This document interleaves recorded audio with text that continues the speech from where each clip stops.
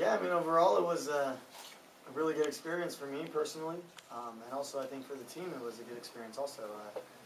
Obviously we wanted to do better than what we did. We're all a little bit disappointed to be out of the tournament and back home watching the games.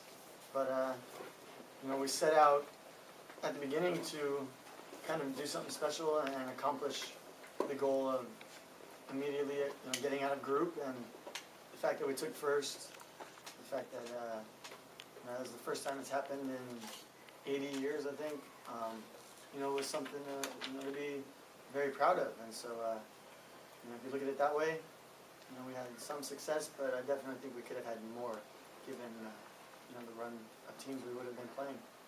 But when we would drive by, they would either be like, yeah, screaming, or like booing, So it was a little bit of both, but it was exciting, and it was just good to see the amount of buzz around the whole country.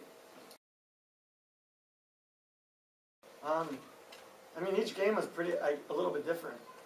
You walked into Rustenburg Stadium against England, and you saw a lot of English banners and a lot of a mix between English and U.S. banners and all fans. And the English fans were singing, and U.S. fans were just yelling USA. And then there weren't actually as many vuvuzelas at that game. And then for the other two games, there was a lot of vuvuzelas. And when I looked up in the stands, I saw mostly red, white, and blue. So it's pretty good to see that. But in terms of the atmosphere, it was extremely ecstatic, and everyone was standing up the whole game. And basically, there was never like a dull moment.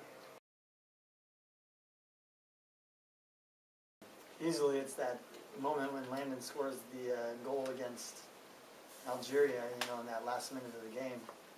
It was like a roller coaster of emotions prior to that, and that moment just kind of capitalizes everything about how we all felt, and how much work we put in, and just the payoff of knowing that we were going to go out in first place in that group because of that goal. It was a pretty exhilarating moment.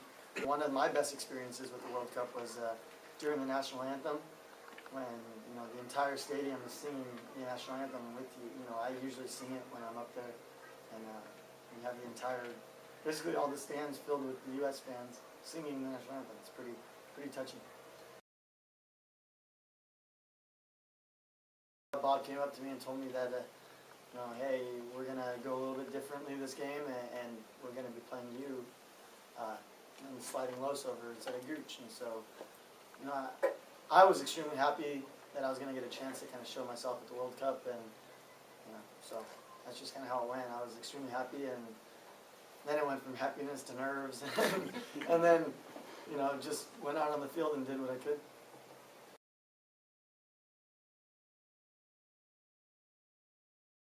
We got to figure out a way to change that for, learning about what we did in this World Cup. We need to fix that going forward from here, because, it is the end of the World Cup, but, there's going to be more games to play. So. It really started coming out, more for us, I think, through the internet and Facebook and YouTube and video clippings of restaurants and bars' reactions to the goals, to goals against, goals for, like just people's parties at home, filming themselves.